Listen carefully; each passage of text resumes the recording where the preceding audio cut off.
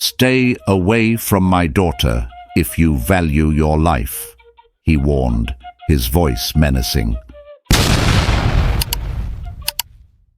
Mr. Donkor had been away from home for 14 long years. When he left for the United States, his elder daughter, Adoma, was just 10 years old, and his youngest, Ajoa, was only 7. He went abroad to make a better life for his family, and he worked very hard. After earning a lot of money, he decided it was time to return to Ghana. He wanted to start a profitable business, and most importantly, see his family again. The day Mr. Donkor arrived in Accra was filled with emotion. He stepped off the plane, his heart racing with excitement and nervousness. When he saw his wife and daughters waiting for him, tears filled his eyes. They'd grown so much. His wife looked as beautiful as ever, and his daughters were no longer little girls but young women. One morning, a few weeks after his return, Mr. Donkor walked past Adoma's room. The door was slightly open, and he could see her getting dressed. She was now 24, and her beauty stunned him. He stood in the doorway, unable to look away. "Adoma," he said softly, his voice trembling with emotion. Adoma turned around, surprised to see her father. "Daddy, you startled me," she said, a shy smile playing on her lips. Mr. Donkor stepped into the room, his eyes filled with admiration. "You have grown so beautiful, Adoma. I can't believe how much you've changed." Adoma blushed, looking down at her feet. "Thank you, Daddy. It feels strange to hear that from you." He moved closer, his heart pounding. "I missed so much of your life. I wish I had been here to see you grow up."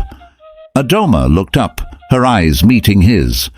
"We missed you too, Daddy, but now you're here, and that's what matters."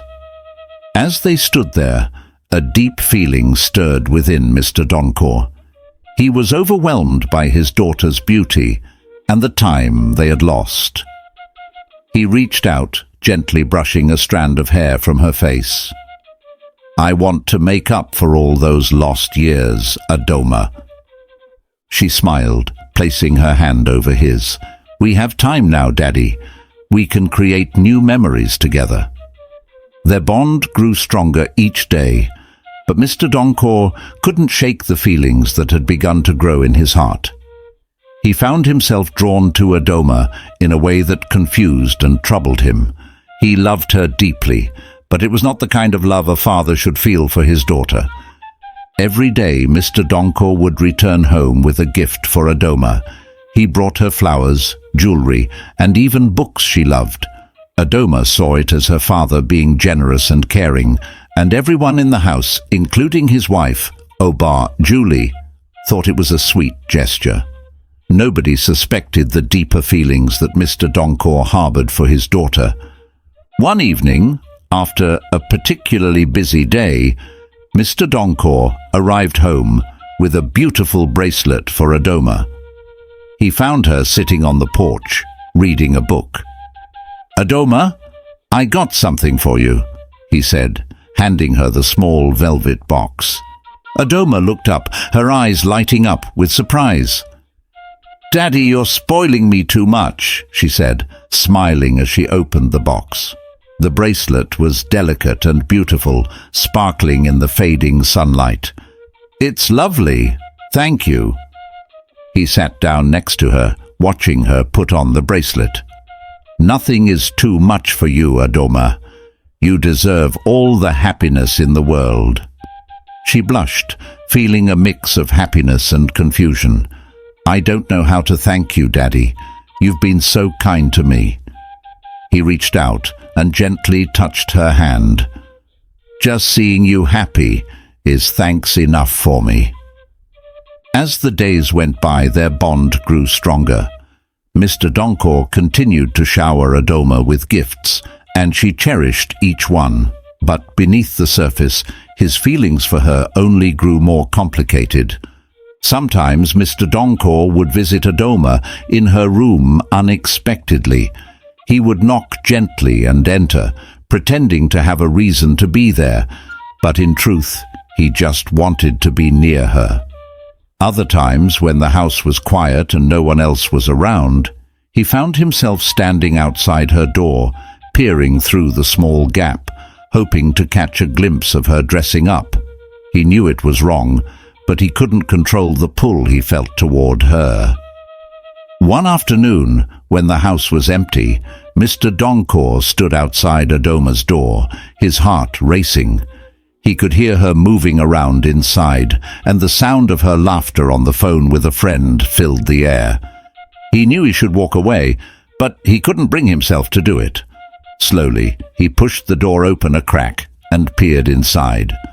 Adoma was standing in front of the mirror, trying on a new dress. She looked radiant, her smile lighting up the room. Mr. Donkor's breath caught in his throat. He watched her, unable to tear his eyes away. Suddenly, Adoma turned around and saw him. Her smile faded, replaced by a look of shock and confusion. "Daddy, what are you doing?" Mr. Donkor froze, guilt washing over him. I just wanted to see if you were okay," he stammered, his voice shaky. Adoma's eyes narrowed.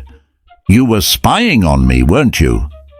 He hung his head, unable to meet her gaze. "I'm sorry, Adoma. I don't know what's wrong with me." She crossed the room and shut the door firmly. "This has to stop, Daddy. You can't keep doing this." Adoma couldn't shake off the unease that had settled in her heart. She decided that she needed to talk to someone about what was happening. One evening, she found her mother, Oba Julie, in the kitchen preparing dinner. "Mom, can we talk?" Adoma asked, her voice trembling. Oba Julie looked up, concern etched on her face. "Of course, Adoma. What's wrong?" Adoma took a deep breath, trying to steady herself. "It's about Daddy. He's been acting strangely and I'm worried. Sometimes he comes into my room unexpectedly, and other times I catch him peeking through my door when I'm getting dressed. It's making me uncomfortable." Her mother's expression shifted from concern to disbelief. "Adoma, you shouldn't say such things about your father. He loves you and has missed you terribly. It's natural for him to be a bit overprotective after being away for so long." "But Mom, it's more than that," Adoma insisted, her voice breaking. "It doesn't feel right. It feels wrong, and it's scaring me." Oba Julie shook her head, her tone becoming more stern. "Adoma, your father has been away for 14 years. He missed seeing you and your sister grow up. It's normal for him to want to be close to you now. You shouldn't suspect your own father of such terrible things." Tears welled up in Adoma's eyes. "Mom, please, you have to believe me. I'm not making this up. I don't know what to do." Oba Julie placed her hands on Adoma's shoulders, looking her in the eyes. "Listen to me, Adoma. Your father loves you. He would never do anything to hurt you. You need to stop these suspicions and trust him. He's your father, and he cares about you deeply." Adoma felt a pang of frustration and sadness. She wanted to believe her mother, but the discomfort she felt was real. She nodded slowly, wiping away her tears. "Okay, Mom, I'll try." Despite her mother's reassurances, Adoma couldn't completely silence the doubts in her mind. She decided to keep a close eye on her father's behavior and set firmer boundaries to protect herself. Despite Adoma's continued efforts to report her concerns to her mother, Oba Julie remained dismissive. She didn't believe her daughter's claims and never even discussed them with her husband, Mr. Donkor. Oba Julie believed it was simply a matter of misunderstanding and adjustment after so many years apart. One day, Mr. Donkor had to attend a funeral in a village far from Accra. He asked Adoma to accompany him, hoping to spend some quality time with her. They spent several hours at the funeral, paying their respects and participating in the ceremonies. As the evening approached, they realized they couldn't make it back to Accra that night. "We should find a place to stay," Mr. Donko said, concern in his voice. "It's too late to drive back safely." Adoma nodded, trusting her father. "Okay, Daddy, let's find a hotel." They arrived at a small hotel in the village. Before they entered, Mr. Donko turned to Adoma. "Wait here in the car, dear. I'll check if they have any rooms available." Adoma waited patiently as Mr. Donko went inside. He approached the receptionist and explained his plan. "I'm here with a lady," he said, lowering his voice. "When we come in, tell us that all the rooms are occupied except for one. We need to share a room." The receptionist, seeing the earnestness in Mr. Donko's eyes, agreed. "Understood, sir." Mr. Donko returned to the car and led Adoma inside. As they approached the reception desk, the receptionist smiled apologetically. "I'm sorry, sir, but all our rooms are occupied except for one. You'll have to share it." Adoma's heart sank. She felt a sense of dread, but tried to stay calm. "It's okay, Daddy. We can manage for one night." They were shown to their room, a modest space with a single bed. Adoma sat on the edge of the bed, feeling increasingly uncomfortable. Mr. Donko tried to make her feel at ease. "I'll sleep on the floor, Adoma. You take the bed." She nodded, feeling a bit relieved but still uneasy. As the night progressed, Adoma found it hard to sleep. The proximity to her father, combined with her growing suspicions, made her restless. Mr. Donko lay on the floor, his mind filled with conflicting emotions. In the middle of the night, Adoma felt a movement beside her. She opened her eyes to see her father sitting up, watching her. Fear gripped her heart. "Daddy, what are you doing?" she whispered, her voice trembling. Mr. Donko looked down, shame and regret evident in his eyes. "I can't stop these feelings, Adoma. I don't want to hurt you, but I don't know how to control myself." Adoma sat up, her fear giving way to determination.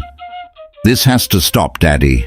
You need help, and we need to talk to someone about this. This isn't right." Mr. Donko's voice was soothing and persuasive as he sat next to Adoma on the bed. The room was dimly lit, casting shadows that seemed to mirror the turmoil within Adoma's heart. "Adoma," he began softly, "you have to understand that things are different in the United States. It's common for a man to be with his daughter there. The government even approves of it." Adoma's eyes widened in shock. "Daddy, that can't be true. It sounds so wrong." Mr. Donko leaned closer, his tone becoming more earnest.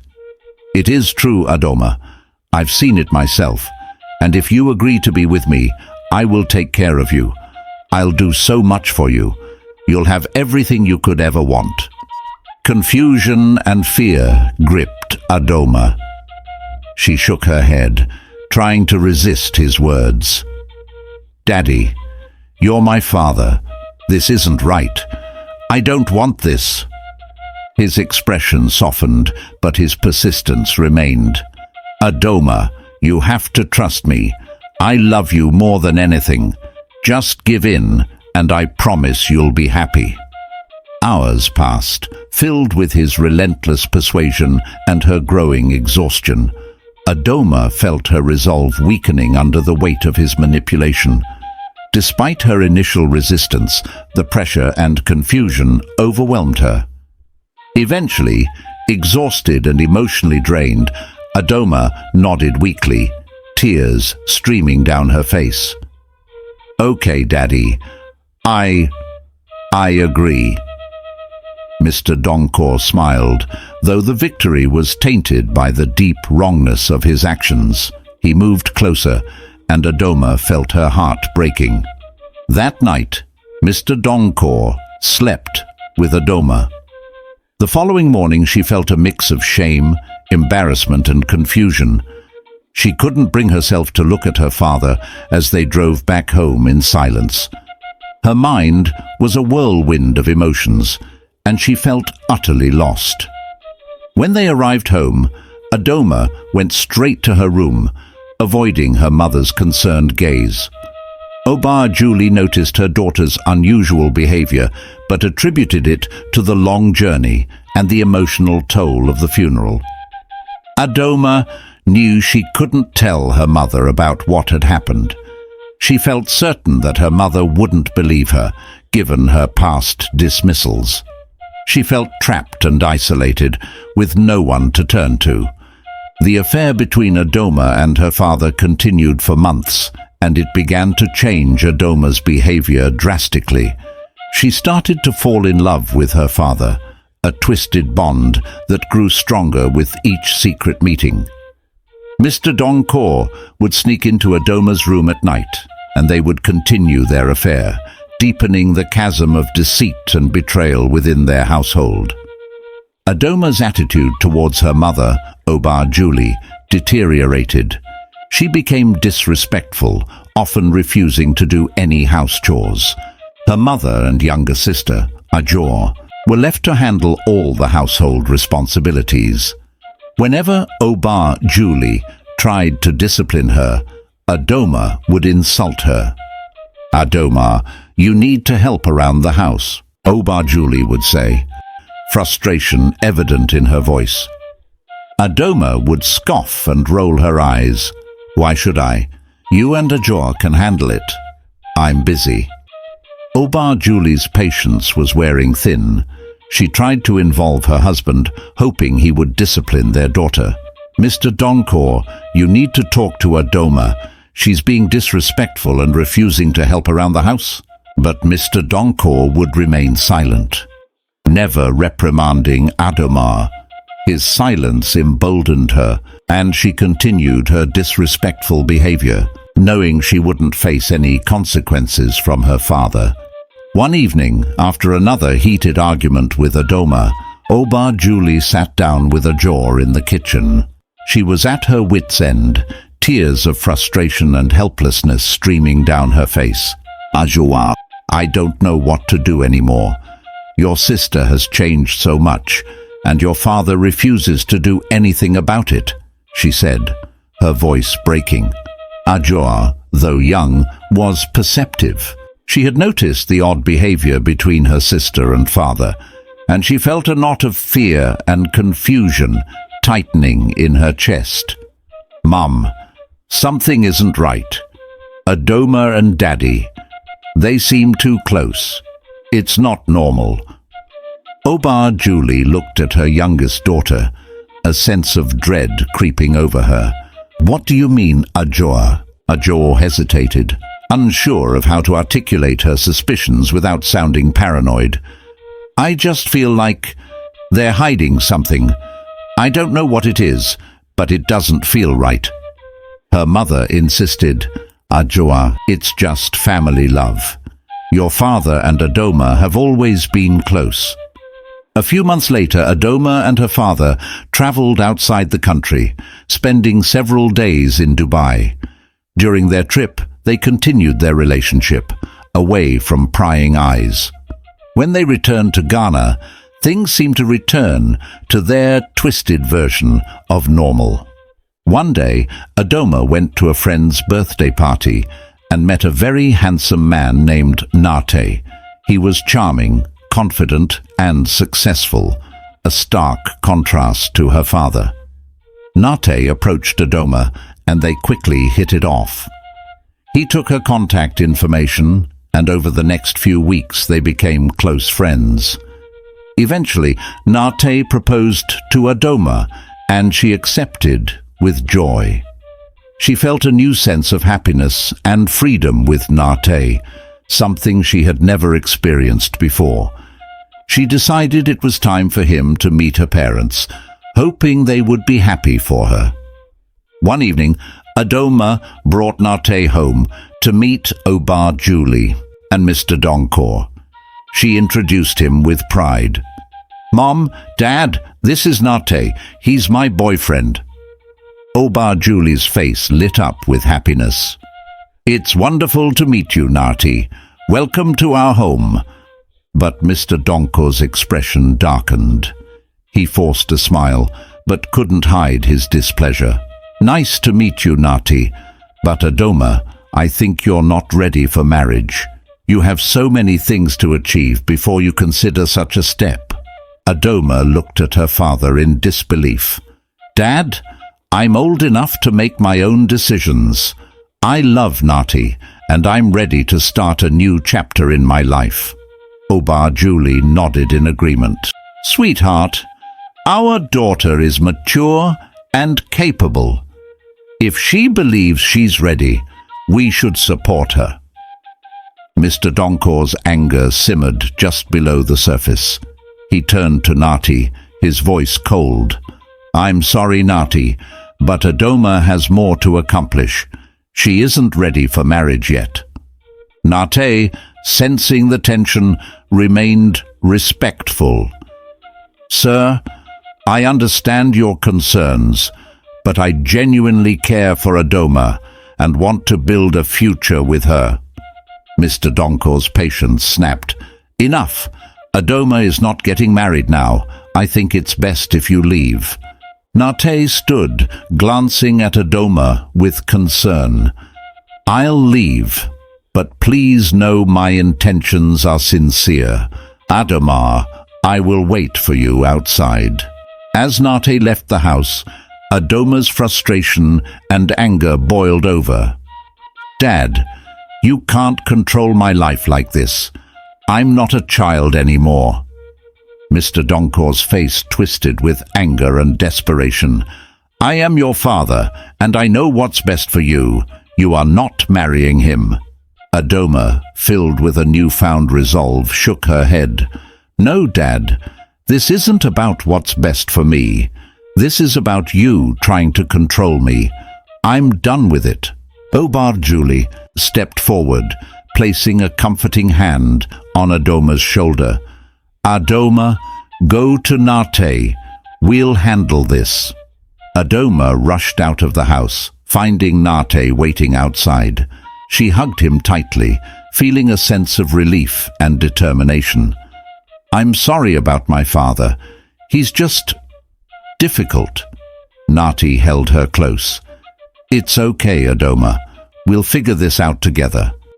Inside the house, Oba Julie turned to her husband, her eyes filled with sadness and disappointment. "My dear, you need to let go. Adoma deserves to be happy, and you can't stand in the way of her future." Mr. Donkor knew that allowing Adoma to marry Nate would inevitably bring an end to their illicit relationship. This realization filled him with dread as he clung to the twisted bond he had formed with his daughter. Adoma, too, understood the real reason her father was so vehemently opposed to her marrying Nate. She realized that to move forward and build a future with Nate, she had to break free from her father's control. One night, as Mr. Donkor sneaked into Adoma's room, they lay in bed together, entangled in their forbidden relationship. The house was quiet, and they believed they were safe from discovery. However, Oba Julie awoke to find her husband missing from their bed. With a sinking feeling, she got up to search for him. She checked the bathroom, but it was empty. Driven by an uneasy suspicion, she headed toward Adoma's room. As she approached, she paused, listening intently. The sounds coming from inside confirmed her worst fears. Steeling herself, she pushed the door open. The scene before her was one of unimaginable betrayal. Mr. Donkor and Adoma, both naked and intertwined, were caught in the act. Oba Julie's heart shattered at the sight. What is this? What is this? Oba Julie's voice trembled with rage and anguish. How could you do this? Mr. Donkor jumped up, scrambling to cover himself. Julie, I can explain. Explain? There's no explanation for this. Oba Julie screamed, her voice breaking with pain. You've both betrayed me in the worst way possible. Adoma, tears streaming down her face, wrapped herself in a sheet. Mom, I'm sorry. I didn't know how to stop it. Oba Julie cried bitterly, her heart breaking at the sight of her daughter and husband in such a state.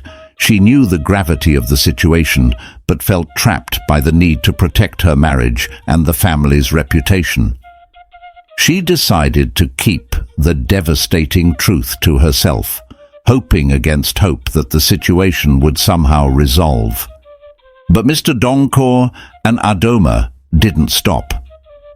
A few weeks later, their illicit relationship resumed, becoming even more apparent within the household. The tension and the silent suffering left Oba Julie in a constant state of despair, her tears a daily occurrence. She watched helplessly as her family disintegrated before her eyes, unable to find a way to stop the nightmare. One evening, as the reality of her helplessness became too much to bear, Oba Julie made a heart-wrenching decision. She couldn't control the situation, and her continued presence only added to her anguish. She packed her bags and decided to leave for her family home, hoping that distance might bring some clarity, or at least some peace. Before leaving, she confronted her husband one last time, her voice trembling with pain. Dear, I can't stay here and watch this. You've destroyed our family, and I can't live like this anymore. I'm leaving, and I hope one day you'll realize the gravity of what you've done. Mr. Donkor, though filled with guilt, remained silent, unable to meet her gaze. He knew she was right, but felt powerless to change the course they were on. Turning to Adoma, Oba Julie's eyes were filled with sorrow. Adoma, I love you. I hope you find the strength to see the truth and break free from this. I'll always be here for you if you need me. Adoma, her face streaked with tears, could only nod, feeling the weight of her mother's words. Her mother later returned home with a few trusted elders to confront Mr. Donkor about his affair with Adoma. They spoke sternly about the abominable nature of his actions, calling it incest and highlighting the deep betrayal it represented. Nana Kwame, the most respected elder, addressed Mr. Donkor with a grave tone. Kofi, what you have done is a great sin. It is incest, and it defiles the sacred bond between a father and daughter. You must understand the gravity of your actions. Mr. Donkor, filled with shame, bowed his head. I am truly sorry. I have lost my way. Please forgive me. The elders, understanding the importance of tradition and purification, organized a ceremony for both Adoma and Mr. Donkor. It was a solemn event meant to cleanse their spirits and seek forgiveness from the community and their ancestors. A few weeks later, Adoma returned home with a new boyfriend, Desmond. He was kind, caring, and genuinely interested in building a future with her. However, Mr. Donkor had not fully given up on his twisted feelings for his daughter. The sight of Adoma with Desmond tore at his heart, filling him with jealousy and despair. When Adoma and Desmond entered the house, Mr. Donkor excused himself quietly and retreated to his room, locking the door behind him. The weight of his unresolved emotions hung heavily in the air, an albatross around his neck. He felt as though he was losing Adoma to another man, and it was more than he could bear. Oba Julie, witnessing her husband's turmoil, understood the depth of his feelings. She knew that Mr. Donkor saw Desmond as a rival, someone who was taking his place in Adoma's heart. She also knew that they needed to address this issue head-on to prevent further damage to their family. Adoma had reached her breaking point with her father's relentless advances and manipulations. One day she approached her mother with a desperate plea. "Mom, we need to go to the police and report Dad. This has to stop," Adoma said, her voice filled with urgency and frustration. Oba Julie looked at her daughter with a mixture of sorrow and fear. "Adoma, reporting your father will lead to his arrest, and if he goes to jail, who will take care of the house? We need to think carefully about this." "But, Mom, I can't live like this anymore," Adoma insisted. "We need to do something." Oba Julie sighed heavily, understanding her daughter's pain, but feeling trapped by the situation. "Let me think about it, Adoma. We need a plan."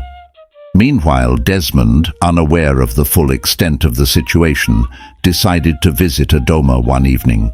As he arrived at the house, he encountered Mr. Donkor at the gate. Desmond smiled politely and asked, "Good evening, sir. May I see Adoma?" Mr. Donkor's face darkened with anger. "Stay away from my daughter if you value your life," he warned, his voice menacing. Desmond was taken aback by the threat, but chose to apologize and leave. "I'm sorry, sir. I didn't mean to cause any trouble." He then walked away, deeply concerned. Later that evening, Desmond called Adoma to explain what had happened. "Adoma, your father threatened me today. He told me to stay away from you if I value my life. What's going on?" Adoma felt a wave of panic, but tried to keep her voice steady. "Desmond, my father can be very protective and irrational sometimes. He will calm down eventually. Please don't worry too much about it." Desmond sensed there was more to the story, but decided not to press her further. "Okay, Adoma, but if you ever need help, you know I'm here for you." Adoma thanked him, her heart heavy with the weight of her secrets. She knew she couldn't continue living under her father's control and needed to find a way out. That night, she made a decision. The following day, Adoma sat down with her mother again. "Mom, we need to take action. If we don't, this will never end. We have to think of a way to protect ourselves and the family." Oba Julie nodded, seeing the determination in her daughter's eyes. "You're right, Adoma. We need to do something. Let's talk to someone who can help us without immediately involving the police." Adoma, in an effort to protect herself, had taken to locking her door at night. Despite her father's persistent knocking and pleas to visit her, she resolutely refused to open the door. Mr. Donkor, heartbroken and desperate, was determined to maintain control over his daughter. He quickly realized that Adoma's newfound resistance was due to her relationship with Desmond. One fateful night, as Mr. Donkor was sneaking towards Adoma's room, he noticed Desmond quietly entering Adoma's room. Overcome with jealousy and anger, Mr. Donkor devised a dangerous plan. He slipped outside and began shouting for help, claiming that a thief had entered his house. In Ghana, the cry of thief often sparks immediate and intense reactions. People, driven by a sense of justice, would quickly gather with weapons in hand, ready to administer what is known as instant justice. "Thief! Thief! Someone help! There's a thief in my house!" Mr. Donkor's voice echoed through the quiet night, stirring the neighborhood into action. Within moments, neighbors armed with stones, cutlasses, and other makeshift weapons began to converge on Mr. Donkor's house. The neighbors had surrounded the entire house, hiding in the shadows and holding their weapons. Desmond and Adoma, unaware of the danger outside, continued their affair inside. When Desmond eventually opened the door to leave, he had no idea what awaited him. As he climbed the fence wall and jumped down, His movements appeared suspicious to the waiting crowd. They immediately pounced on him, assuming he was a thief or armed robber. The mob descended on him, beating him mercilessly, giving him no chance to explain himself. Some of the onlookers recorded the brutal scene on their phones. Hearing the commotion, Adoma and Oba Julie rushed outside to see what was happening. As they approached the chaotic scene, Adoma recognized Desmond amidst the frenzied crowd. "Desmond!" she screamed, pushing through the throng. "Leave him! Leave him alone!" Her cries fell on deaf ears. The crowd was consumed by the fury of mob justice, and they continued their assault. Desmond's pleas for mercy were drowned out by the shouts and blows raining down on him. In her desperation, Adoma tried to reach him, but the sight of his battered body was too much. She collapsed, overwhelmed by trauma and shock. Oba Julie, distraught and frantic, managed to drag Adoma away from the scene and rushed her to the hospital. The neighbors, fearful of the consequences of their actions, hesitated to help Desmond or take him to the police station. Instead, they left him lying there in a pool of blood, the life slowly ebbing from his body. With a heavy heart, Oba Julie called the police. When they arrived, it was too late for Desmond. He was pronounced dead at the scene. The news of Desmond's death and the circumstances surrounding it spread quickly, shocking the community. The police launched an investigation, determined to bring those responsible for his death to justice.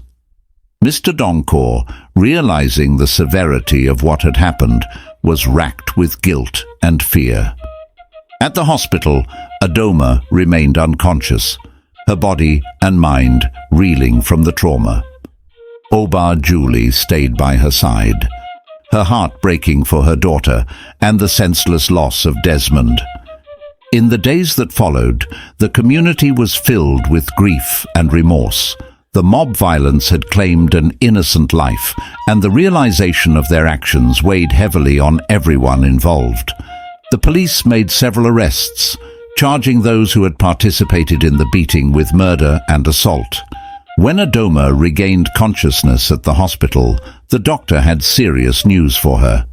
"Adoma, you are over a month pregnant," he said gently, knowing the impact this revelation would have. The police, who were present to take her statement, listened intently as Adoma explained everything. She told them that Desmond was her boyfriend, and that her father, Mr. Donkor, was aware of their relationship and was behind Desmond's death. She also bravely recounted her father's long-standing abuse and the affair he had forced upon her. "I tried to end things with my father by dating Desmond," Adoma explained, tears streaming down her face, "but it resulted in Desmond's death." She also bravely recounted her father's long-standing abuse and the affair he had forced upon her. "I tried to end things with my father by dating Desmond," Adoma explained, tears streaming down her face, "but it resulted in Desmond's death. My father couldn't bear the thought of losing control over me." The police took her statement seriously and arrested Mr. Donkor. However, he denied all allegations, claiming that he had nothing to do with Desmond's death. He was remanded in custody while the police conducted a thorough investigation. During her statement, Adoma also mentioned her pregnancy. "I met Desmond only a few weeks ago, and we had sex once. Given the timing, I believe the pregnancy belongs to my father," she said, her voice trembling. The police were shocked by the details of her story, but vowed to uncover the truth. They conducted interviews with neighbors, reviewed the videos taken during the mob attack, and gathered evidence to build their case. As the investigation progressed, the police found inconsistencies in Mr. Donkor's statements and gathered testimonies that corroborated Adoma's account of the events leading up to Desmond's death. The evidence pointed to Mr. Donkor's involvement in inciting the mob and his abusive relationship with Adoma. DNA tests were conducted to determine the paternity of Adoma's pregnancy. The results confirmed what Adoma had feared. Mr. Donkor was the father of her unborn child. This evidence strengthened the case against him, and he was charged with multiple crimes, including sexual abuse, incest, and his role in Desmond's death. Mr. Donkor was sentenced to 50 years in prison for his heinous actions. The weight of his crimes was met with justice, but the repercussions for his family were profound. Adoma, after extensive counseling and support from professionals, was advised to abort the pregnancy. The long-term effects of carrying the child of her abuser were deemed too significant for her mental and emotional well-being, and ultimately, she made the difficult decision to terminate the pregnancy. Oba Julie was left with a deep sense of regret. She realized that if she had acted earlier, when her daughter first started noticing her father's behavior, things might have been different. Her initial attempts to protect her husband and maintain the family's reputation had instead led to greater tragedy. She wished she had listened to Adoma and taken her concerns seriously from the beginning. Many women like Oba Julie face similar issues in their marriages, but choose to remain silent to protect their marriages. This silence can lead to devastating consequences, including the loss of loved ones and the destruction of family reputations. Men who cannot control their sexual desires often ruin not only their own lives, but also the lives of those around them, ending up in jail and leaving their families shattered. Adoma's story also highlighted the dangers of mob justice. When Mr. Donkor falsely shouted that a thief had entered his house, it led to the brutal and senseless death of Desmond. This tragic event served as a stark reminder that taking the law into one's own hands can have dire consequences. Innocent lives can be lost, and those who participate in mob justice can find themselves imprisoned for wrongful killings. The community learned valuable lessons from these events. They realized the importance of not jumping to conclusions and of ensuring that justice is served through the proper legal channels. The tragic loss of Desmond underscored the need for forgiveness, restraint, and the importance of allowing the law to handle such situations. Adoma's journey also emphasized the importance of controlling sexual desires and the role of mothers in listening to and protecting their children.